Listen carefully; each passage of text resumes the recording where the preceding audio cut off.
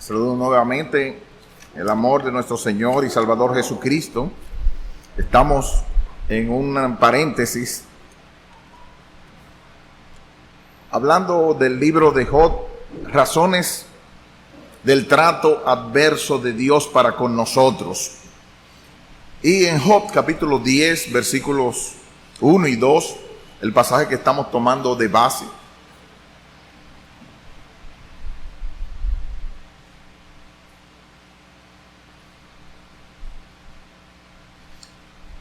Esta es la segunda de esa serie. Y hoy vamos a ver el gimnasio de Dios. El gimnasio de Dios.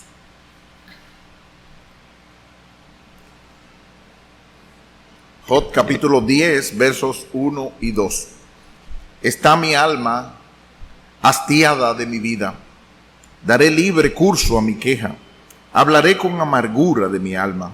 Diré a Dios, no me condenes. Hazme entender por qué contiendes conmigo. Oremos.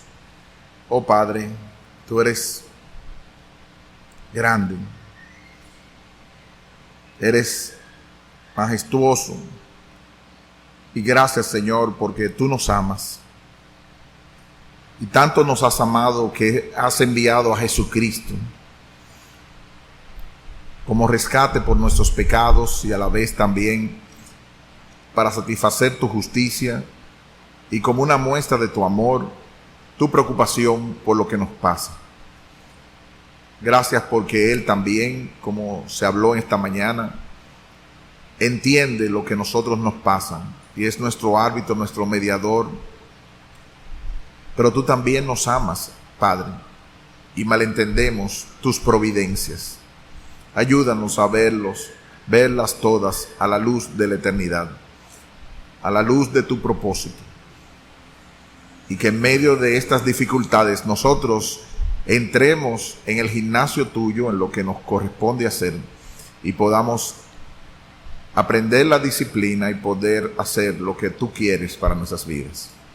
En el nombre de Jesús te lo pedimos.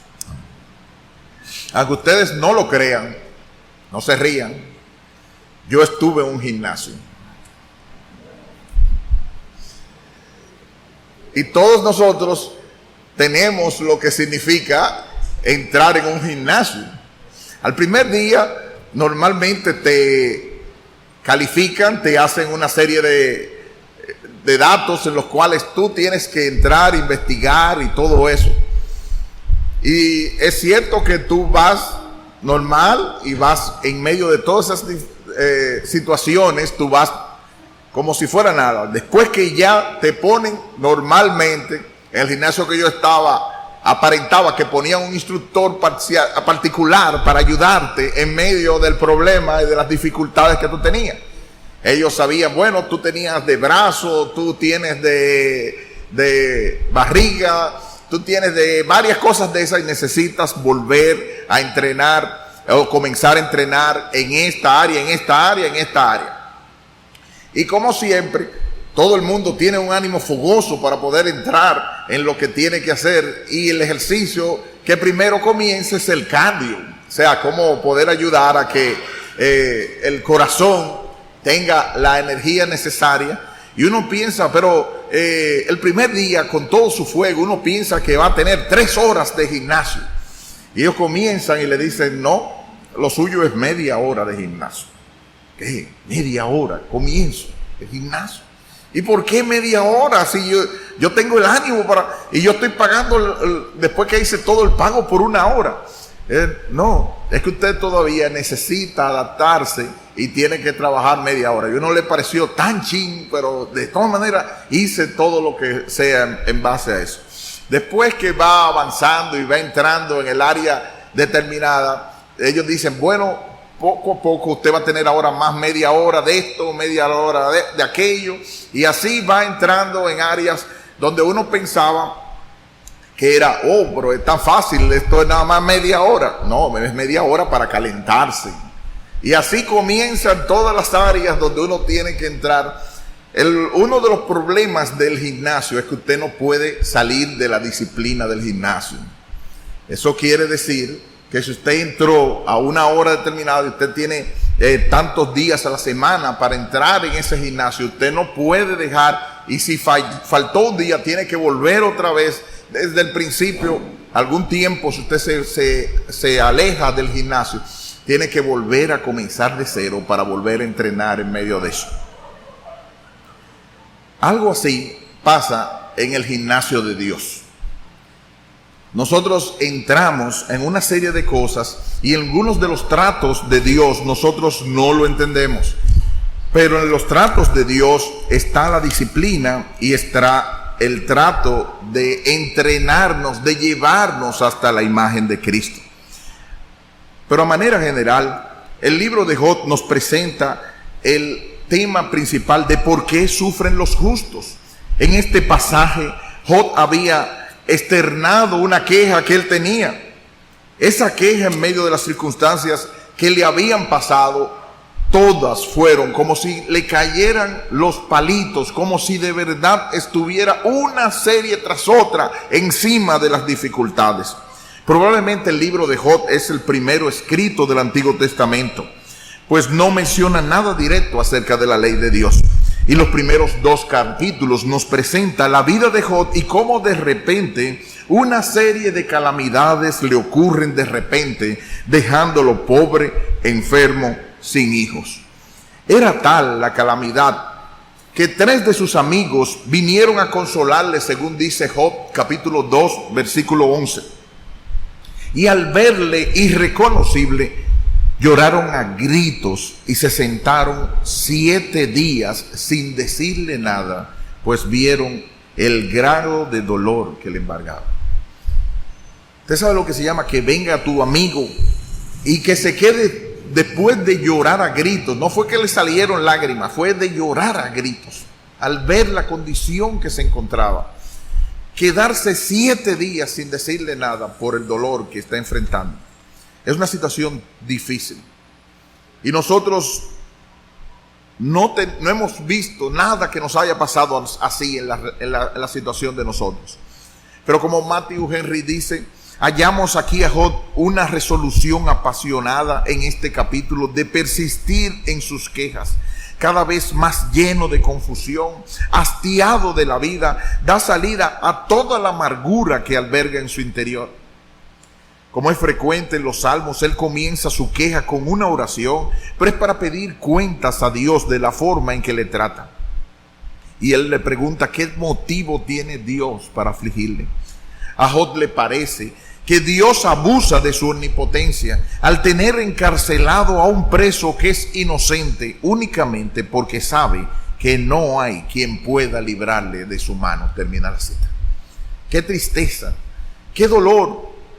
Pero Job somos tú y yo en alguna forma de los dolores y las dificultades que estamos atravesando en este momento. Job somos tú y yo, quizás no en ese grado de dolor, pero a nosotros nos parece que es una situación tan difícil. Y nosotros le preguntamos, ¿qué pecado he hecho yo? ¿Qué situación tan grande? ¿Qué es lo que yo he hecho para merecer tal situación? Quizás una prueba o una dificultad, nosotros la sorteamos, la manejamos bien, pero vienen una prueba detrás de otro, una prueba detrás de otro, una prueba como olas y ondas, como dice el Salmo 42. Y ahí sale el temperamento de cada uno de nosotros, reflejado en el dolor que nos embarga. A los extrovertidos, con pleitos, con conversaciones, con amargura en el alma contra los que están a nuestro alrededor, pensando que hasta cierto punto queremos hacer que ellos paguen con lo que nos está pasando. Y mire, en medio de esa circunstancia es difícil trabajar con una persona extrovertida y con amargura de su alma.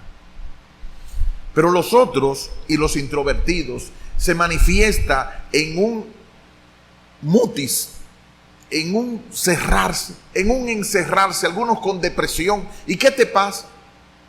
No, nada. Pero dime, para yo ver si yo te puedo. Y pasan días pasan, uno se asombraría, yo no, y personas cristianas, sí, yo me he asombrado cómo en medio de todas esas cosas cada uno reacciona con la pecaminosidad de su corazón.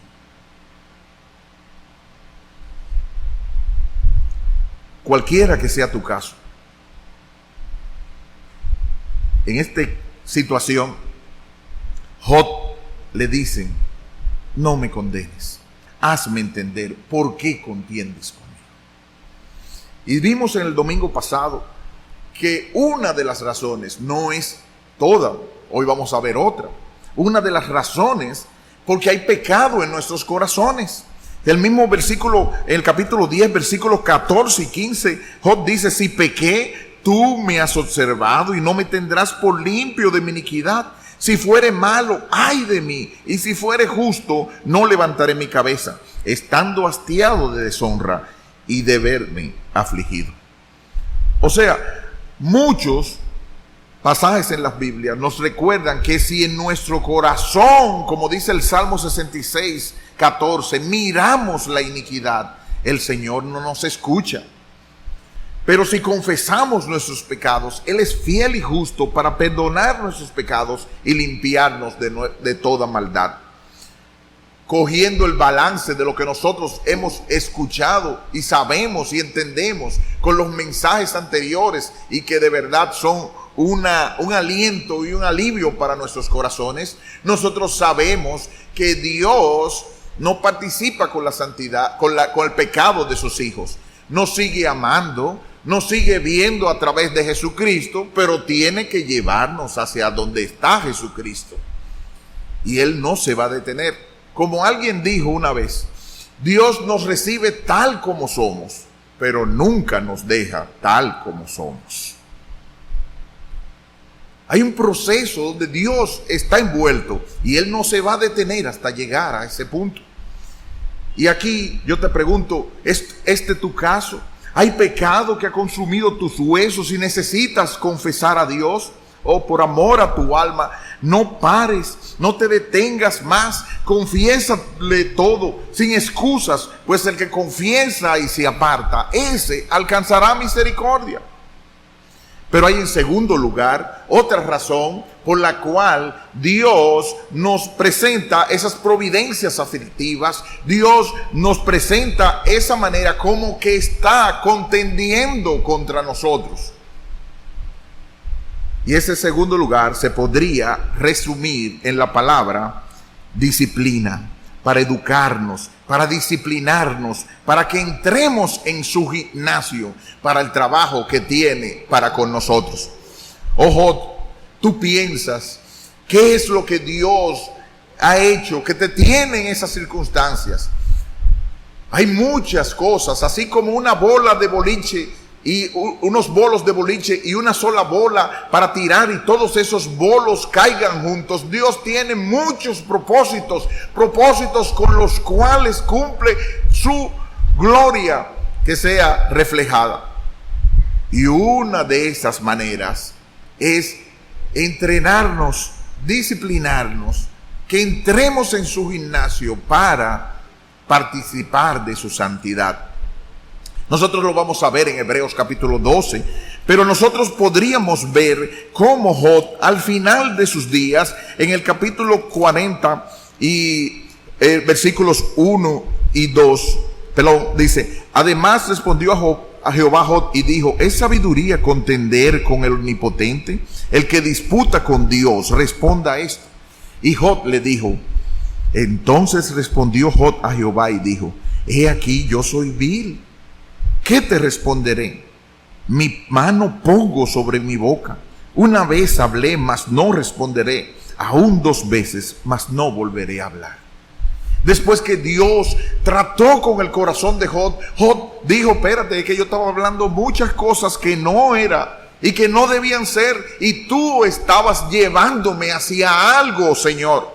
Y en el capítulo 42, versículo 1 y hasta el 6, respondió Job a Jehová y dijo: Yo conozco que todo lo puedes y que no hay pensamiento que se esconda de ti. ¿Quién es el que oscurece el consejo sin entendimiento? Por tanto, yo hablaba lo que no entendía, cosas demasiado maravillosas para mí que yo no comprendía. Oye, te ruego y hablaré, te preguntaré y tú me enseñarás. De oídas te había oído, mas ahora mis ojos te ven. Por tanto me aborrezco y me arrepiento en polvo y ceniza. Jod, hay cosas que tú no estás entendiendo. Hay cosas que entran dentro del proceso y tú estás hablando así contra Dios. Estás amargado y estás levantando la queja y le estás diciendo a Dios como si fuera Él un igual a ti. Dime, ¿por qué tú estás contendiendo conmigo? Oh, Jod, qué torpe, qué necio eres. Por más dificultades que estén pasando en tu vida, debías haber entendido en medio de las dificultades que Él te está llevando hacia alguna situación que tú no entiendes. Y eso es lo que se menciona la palabra, como la palabra disciplina, que en Hebreos capítulo 12 nosotros vamos a buscar ahora. ¿Cuál es la segunda razón con la cual Dios está aparentemente contendiendo con nosotros? ¿Qué fue lo que yo he hecho? Oh, Jod, Él te está entrenando en su gimnasio y Él te está llevando hacia un fin. Hebreos capítulo 12 nos presenta una de las razones con las cuales Dios está trabajando en nuestras providencias aflictivas. Hebreos capítulo 12, versículos 5 hasta el 11. Y habéis ya olvidado la exhortación que como a hijos se le os dirige diciendo: Hijo mío, no menosprecies la disciplina del Señor, ni desmayes cuando eres reprendido por Él, porque el Señor al que ama disciplina y azota a todo el que recibe por hijo. Si soportáis la disciplina, Dios os trata como a hijos, porque ¿qué hijo es aquel a quien el Padre no disciplina? Pero si se os deja sin disciplina, de la cual todos han sido participantes, entonces sois bastardos y no hijos. Por otra parte, tuvimos a nuestros padres terrenales que nos disciplinaban y los venerábamos. ¿Por qué no obedeceremos mucho mejor al Padre de los Espíritus y viviremos? Y aquellos, ciertamente por pocos días, nos disciplinaban como a ellos les parecía, pero para lo que nos es provechoso. ¿Qué es lo que nos es provechoso? Para que participemos de su santidad. Es verdad que ninguna disciplina al presente parece ser causa de gozo, sino de tristeza, pero después da fruto apacible de justicia a los que en ella han sido ejercitados. Lean la palabra ejercitados. Y esa palabra indica como de aquel que hace lagartijas, aquel que está siendo entrenado, está siendo ejercitado en una disciplina determinada para llegar hacia algún fin. Y MacArthur dice: las pruebas y sufrimiento en la vida del cristiano vienen de Dios, quien las usa para educar y disciplinar a los creyentes con esas experiencias. Y este trato es, en primer lugar, una muestra, una evidencia del amor de Dios para con sus propios hijos. ¿Y cuál es el fin? ¿Por qué Dios nos disciplina? El Nuevo Diccionario de la Biblia de Alfonso Lockhart dice: el término disciplina se aplica al proceso de instrucción y corrección que Dios utiliza para con su pueblo o una persona. La disciplina no se limita a la corrección cuando el Hijo de Dios hace algo malo, sino que incluye la idea de someterlo a pruebas y a dificultades, siempre con la idea de aumentar su santidad y hacerlo crecer en la fe. El propósito de Dios en la disciplina es que participemos de su santidad, aun cuando se trate de un castigo por algún pecado cometido, Pues así como dice en 1 Corintios 11:32, somos castigados por el Señor para no ser condenados por el mundo. Termina la cita. ¿Ves, hermano? La idea es que estamos en un gimnasio. Si se le pudiera contestar en otra razón, ¿por qué contiendes conmigo? La respuesta de Dios sería, porque estás en el gimnasio de Dios. Estás en el gimnasio de Dios. Y en ese gimnasio, ¿a ti te pareció que el contrato se hizo en negritas, se hizo chiquito y sin negritas, pero se hizo bien grande y se hizo bien claro? Es necesario que a través de muchas tribulaciones entremos en el reino de Dios. Dios tuvo un hijo sin pecado, pero nunca ha tenido un hijo sin disciplina. Dios tuvo un hijo sin pecado, pero nunca ha tenido un hijo sin disciplina. Eso quiere decir que en ese entrenamiento que está la palabra, Dios está trabajando con cada uno de nosotros.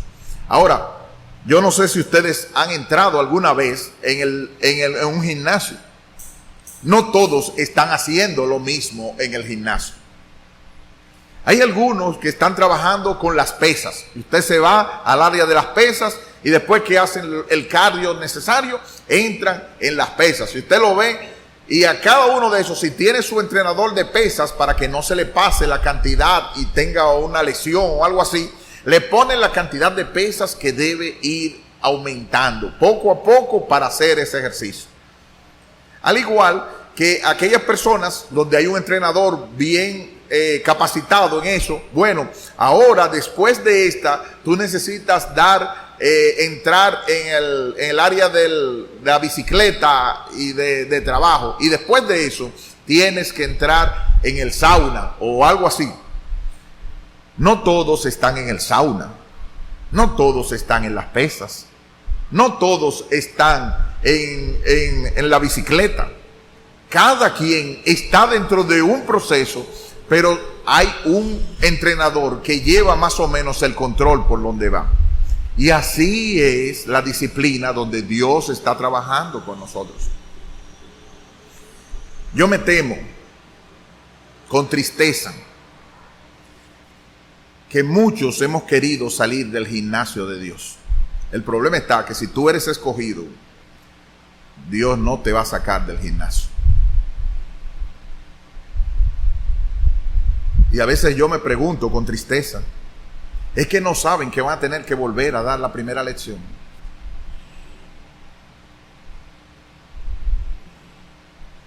Porque si te saliste de forma, la primera lección tiene que volver otra vez a darla. Es por eso que nosotros podemos ver hermanos de 5, 10, 7, 8 años. Yo nunca he tomado en consideración eso de años en el Evangelio. La pregunta que siempre vengo yo atrás de esa: ¿cuántos de esos años son verdaderamente entrenados en el gimnasio de Dios?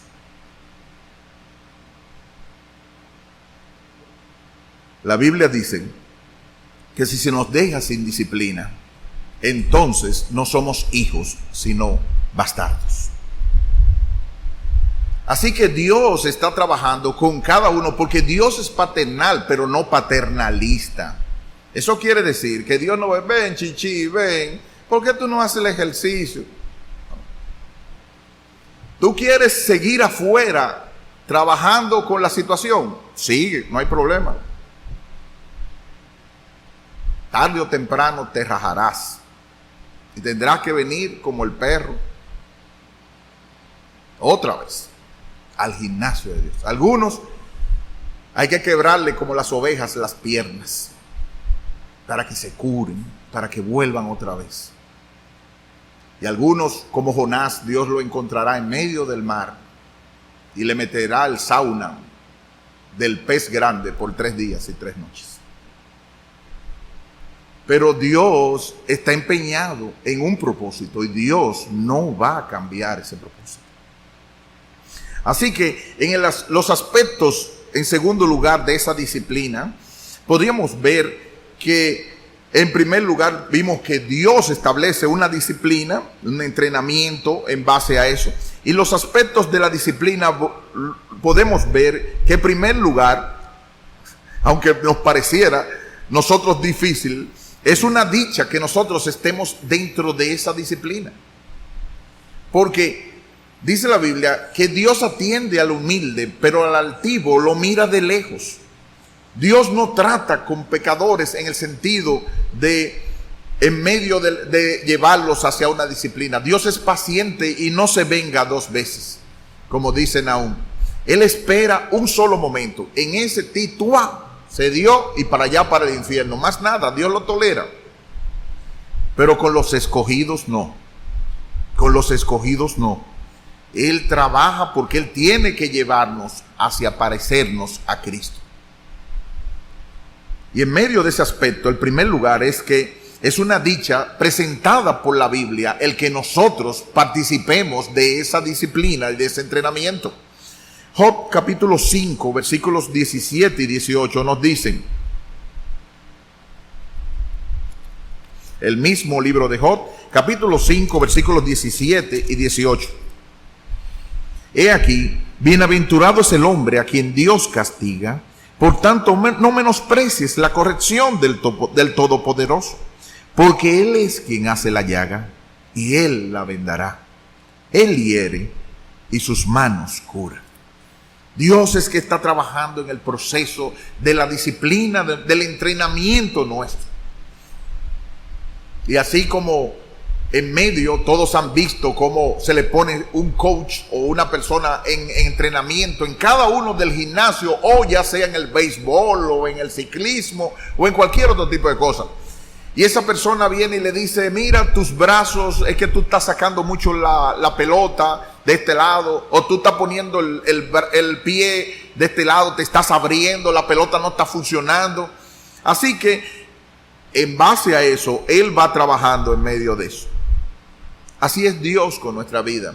Como dice C.S. Lewis, Dios nos habla, nos susurra con nuestros deleites, con las cosas buenas que nos pasan. Mira, ven, es mejor que tú me des la gloria, es mejor para tu vida que tú vengas y en gratitud de ese beneficio que yo te dé, tú me devuelvas a mí. Es mejor para tu propia vida en medio de todas esas dificultades. Pero dice que nos habla a través de la conciencia. Él viene y nos habla en la noche. Lo que hiciste, eso estuvo mal. El Espíritu Santo que está en nosotros nos habla. Pero dice que nos grita por medio de nuestros dolores. Dios nos susurra con nuestros deleites. Dios nos habla con nuestra conciencia. Y Dios nos grita con nuestros dolores. Es una manera en que Dios dice, te he dicho varias veces que tienes que venir a donde mí, que tienes que depender de mí, que sin mí tú no eres nada. Y tú te has creído que puedes manejar las olas, que puedes seguir mirando las dificultades de la vida. Y porque tú eres marino, tú puedes atravesar en medio de esas. No. Y es bienaventurado que yo te traje y te discipliné en este momento y te llamé a atención. Y estás en dificultades para que clames a mí, que me busques a mí. Y es triste que nosotros como el pueblo de Israel solamente buscamos a Dios cuando nos está pasando todo bien. De hecho, esa fue la acusación que Satanás le dijo a Dios acerca de Job. Vayan conmigo a Job capítulo 1. Cuando Dios le dijo a Satanás que tenía un hombre tan perfecto y tan bueno, versículo 9 del capítulo 1, le respondió Satanás a Jehová, dice, ¿acaso teme Job a Dios de balde? Es otra manera de decirle, pero así cualquiera. Ese nada más te está buscando porque tú le estás dando. Si tú no le dieras, ese inmediatamente estaría buscando otra gente. Versículo dice 10, ¿No le has cercado alrededor de él, a él y a su casa y a todo lo que tiene? O sea, tú lo proteges. Esa es la niña buena tuya. Al trabajo de sus manos has dado bendición. Por tanto, sus bienes ha aumentado sobre la tierra. Pero extiende ahora tu mano y toca todo lo que tiene y verás si no blasfema contra ti en tu misma presencia. O sea, el argumento de Satanás es que nosotros estamos siguiendo a Dios porque Dios nos está dando. Y si Dios no nos diera, y si las circunstancias se nos pusieran tan difíciles, ¿seguiríamos de todas maneras a Dios? Es el momento de ver la dicha de Dios al corregirnos, al llamarnos, al hacernos ver lo que hay en nuestro corazón. El Salmo 94, capítulo 12, también presenta la bienaventuranza de a quien el Señor instruye. Salmo 94, versículo 12. Bienaventurado el hombre a quien tú, Jehová, corriges y en tu ley lo instruyes, para hacerle descansar en los días de aflicción, en tanto que para el impío se cava el hoyo. La idea es que Dios está haciendo una manera de instruir y corregirnos para que después no nos vayamos de cabeza en medio de los problemas. Y Santiago 1:12, no lo busquen, presenta que bienaventurado es el varón que soporta la tentación. Ahora, en segundo lugar, es un aspecto es una dicha, ¿no, verdad? Eso dijimos. Ahora, también es una muestra de su amor. Dice Apocalipsis 3:19 que yo reprendo y castigo a los que amo.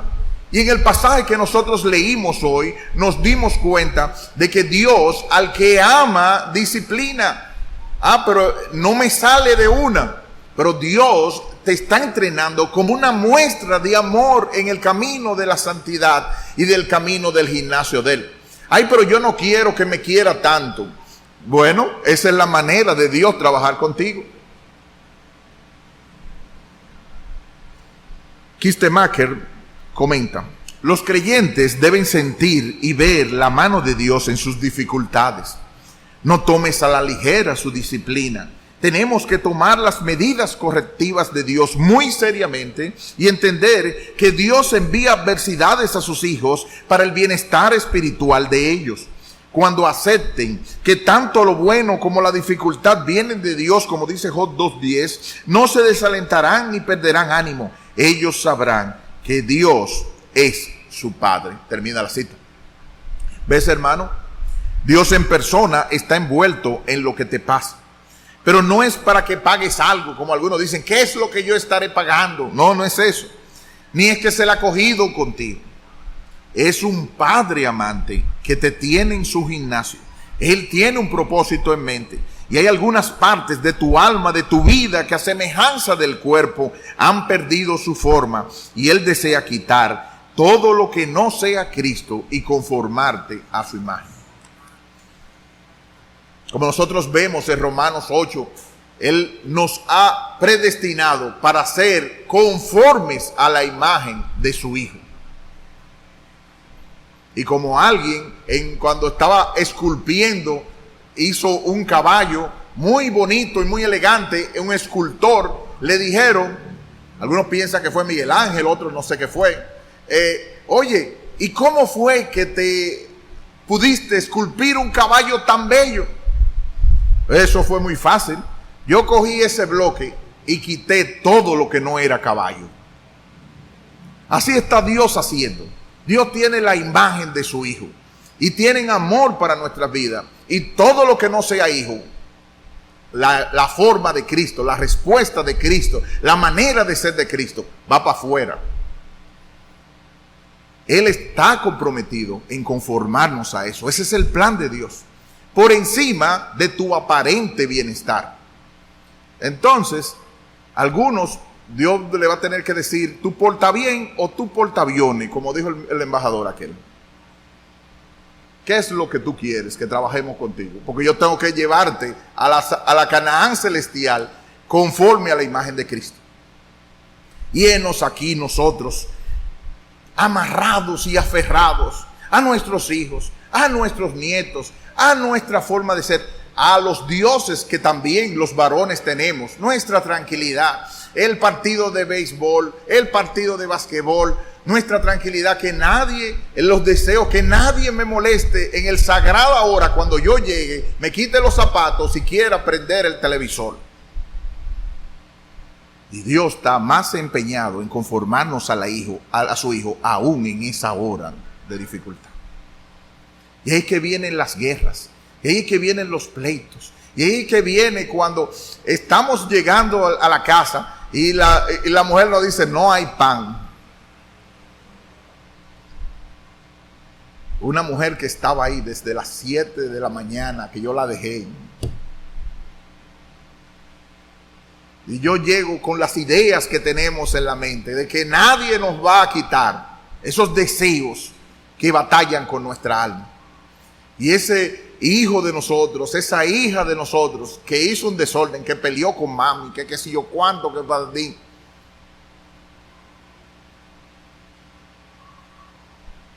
Y nosotros pensamos, pero ¿y qué es lo que? Y se fue el gas. Y precisamente en este mes que me pagaron menos, o que no hay de dónde yo voy a sacar de los otros. Y todas esas son las respuestas de amor de Dios para que dependamos de Él. Es el gimnasio de Dios. Él te recibió como eres, pero no te va a dejar como eres.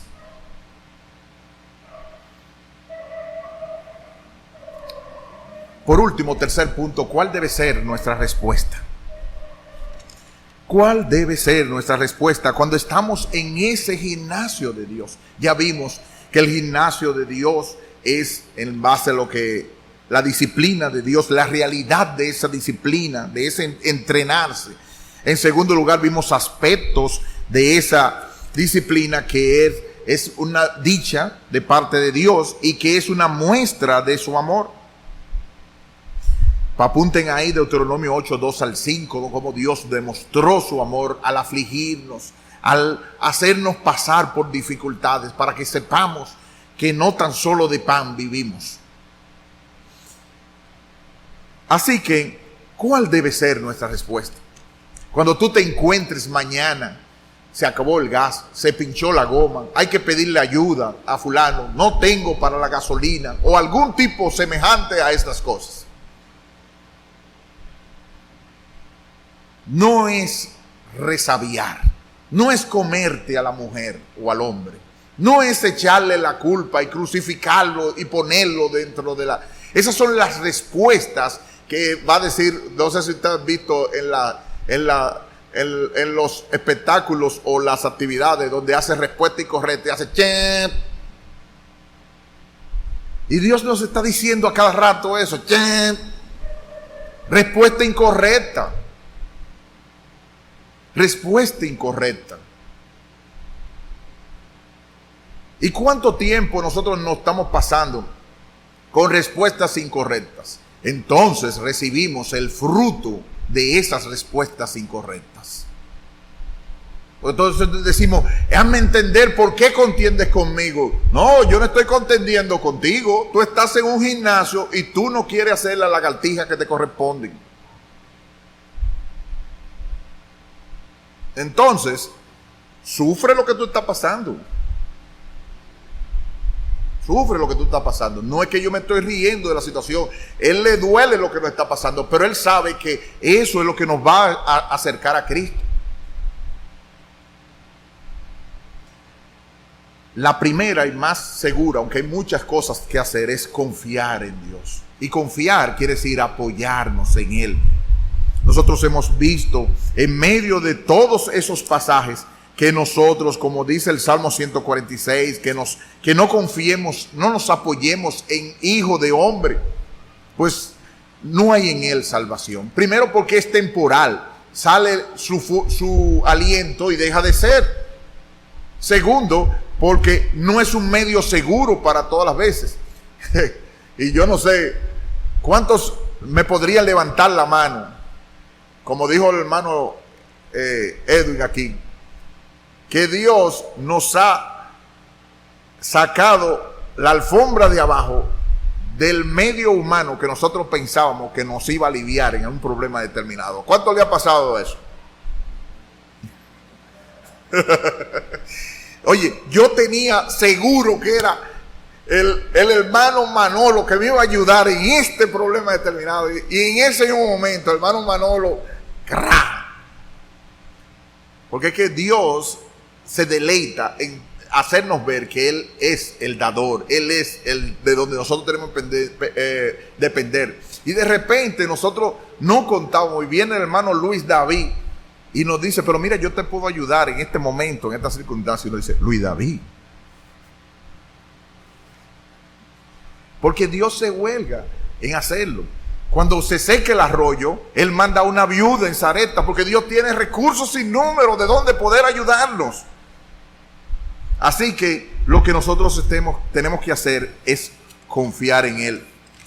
Nosotros, como dice Martin Lloyd-Jones, los periodos de crisis y dificultad prueban y demuestran en qué creemos realmente y la naturaleza de nuestra fe.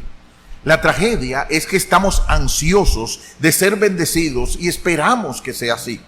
Estamos llenos de alabanza cuando todo marcha bien. Entonces, repentinamente algo sucede y no comprendemos. Y lamentablemente claudicamos y perdemos totalmente la esperanza. Arribamos a conclusiones apresuradas y casi invariablemente a la peor conclusión posible, que Dios en alguna manera está contra nosotros y que todo lo que habíamos imaginado de Dios, su bondad, su benignidad, no era más que una ilusión. Esta desconfianza hacia Dios es el enemigo más persistente de la raza humana y del cristiano en particular. Si Dios muchas veces nos dijera lo mismo que decía de Israel, ¿hasta cuándo no me creerán? ¿Hasta cuándo no me creerán? O como Cristo en medio de la tempestad, ¿dónde está vuestra fe? Ustedes la tienen en el bolsillo. Yo se las di. ¿Dónde está vuestra fe? Búsquenla.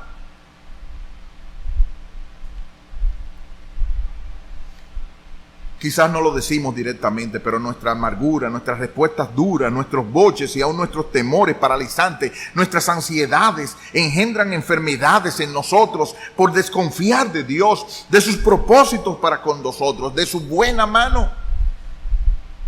Oh alma mía, no desconfíes más, como dice Paul Tripp. Tú estás seguro y protegido, hoy y siempre, no porque tú tienes el control, o por tu comprensión o entendimiento de los hechos, ni porque tú seas fuerte y competente. Tú estás seguro hoy y siempre por una única razón, dice Paul Tripp. Dios existe y Él es tu Padre. Termina la cita. Solamente por eso. Porque Él existe y Él es tu Padre. El que alimenta pájaros y flores no es el Padre de los pájaros ni de las flores. Es tu Padre celestial que las alimenta.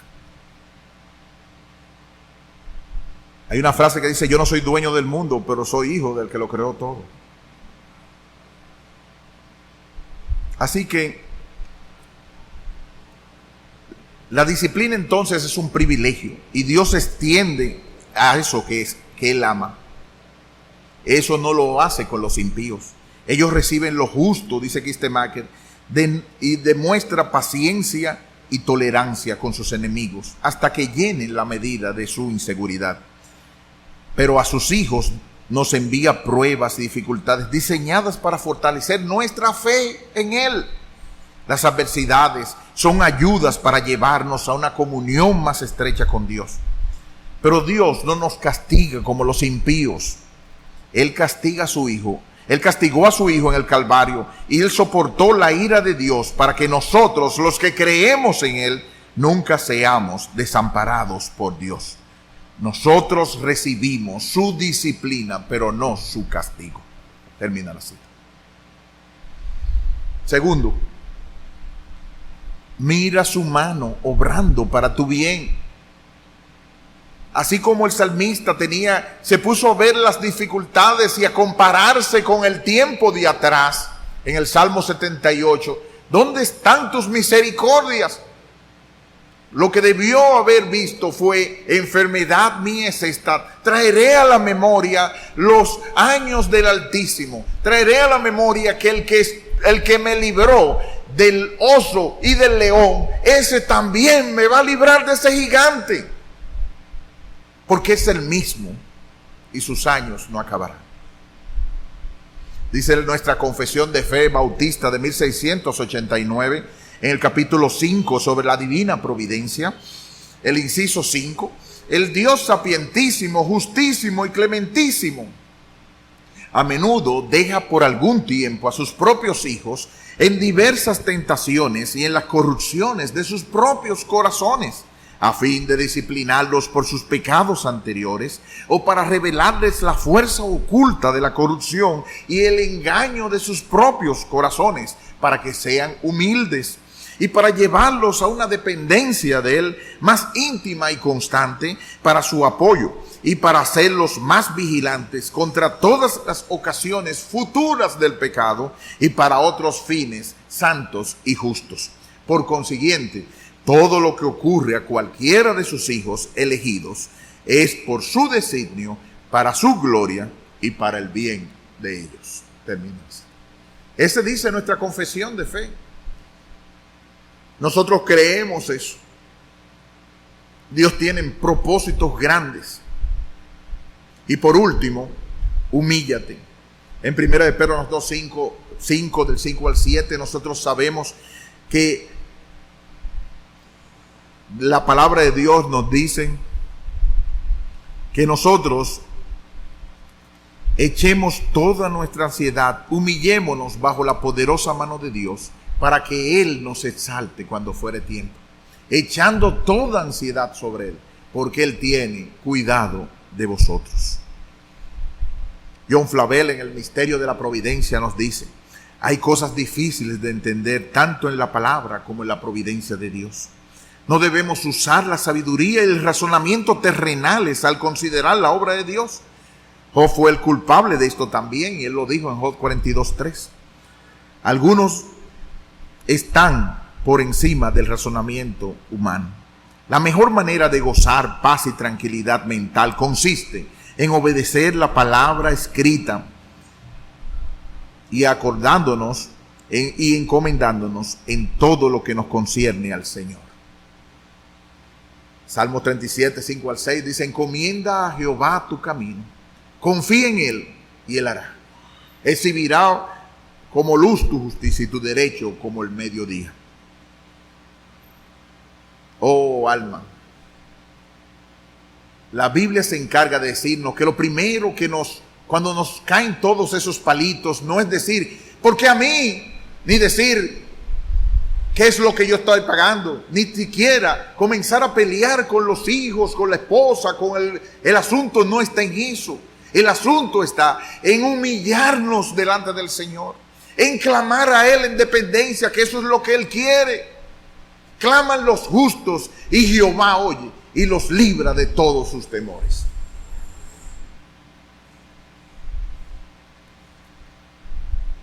Así que una actitud de nosotros debe ser como la de Teresa de Ávila.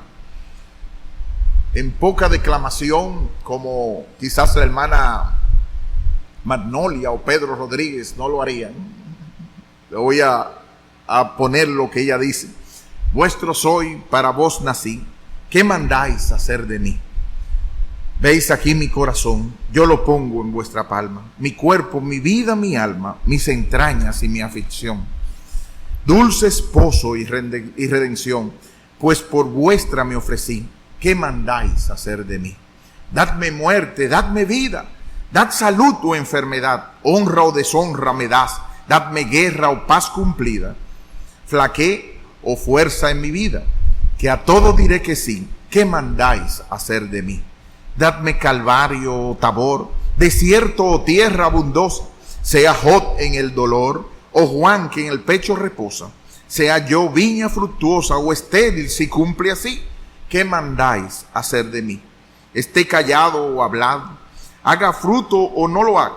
Muéstrame la ley mi llaga, goce de evangelio blando, esté penando o gozando. Solo vos en mí vivid, ¿qué mandáis hacer de mí? Si tú no conoces esa disciplina del gimnasio de Dios, tú necesitas ir corriendo como igual de nosotros al Calvario. Fue ahí el varón de dolores, fue aquel experimentado en quebranto, fue aquel que entiende nuestros dolores, cada uno de ellos. Humillémonos bajo la poderosa mano de Dios. Vamos a hablar, como dice Job, yo necesito un árbitro. Job, tú tienes un árbitro, tienes a Jesucristo, el mediador entre Dios y los hombres. Tú tienes para clamar, porque aquel vino aquí en la tierra, vivió una vida perfecta y murió en una cruz para salvar a todo aquel que invocare su nombre, a todo aquel que clama a él. Y dice, vengan a mí todos los que están trabajados y salvados, que yo les haré descansar. Oh, no importa los años que tú tengas en el evangelio, no importa el tiempo que tú estás, no importa si tú eres hijo de algún cristiano, estás bajo la ira de Dios y estás necesitado urgente de su gracia. Pero Cristo, el único y perfecto Hijo de Dios, vino a esta tierra, vivió una vida perfecta, murió en la cruz para pagar la deuda de todo aquel que crea y se arrepienta. Y si tú crees, si tú te arrepientes, no importa los años que tú digas que eres, no importa los años que tú crees que tienes en el evangelio, necesitas ir a la cruz, necesitas ir a donde Él. Y Él promete que todo aquel que vaya a Él, en ninguna manera lo echará fuera. No desperdicies la oportunidad de entrar en el gimnasio de Dios para que participes de su santidad. Que el Señor tenga misericordia de ti. Oremos. Oh Padre Celestial, ¿cómo malentendemos las providencias aflictivas? ¿Qué intérpretes más negativos somos de tu bondad y tu misericordia para con nosotros? Haznos entender y a nuestra alma de no buscar nada más, que solo nos basta tú, Dios y solo Dios. Jesucristo, quien intercede por nosotros. Haznos ver gozo y alegría para que se recreen los huesos que has abatido. Oh Señor, vuélvenos el gozo de tu salvación y espíritu noble nos sustente. Ayúdanos a entrar como un hijo o un padre en ese gimnasio y por amor a Cristo participar, ser ejercitados en esas disciplinas necesarias para parecernos a Cristo. Mira nuestra semana, Señor. Las pruebas pueden aumentar, pero tu gracia es mayor. Contamos siempre contigo. Eres nuestra única roca y salvación. Ayúdanos a hacer las cosas como a ti te agradan, no para merecer salvación, sino porque somos hijos amados tuyos y porque sabemos que tu Espíritu está dentro de nosotros. Gracias, gracias por Jesucristo, Señor nuestro.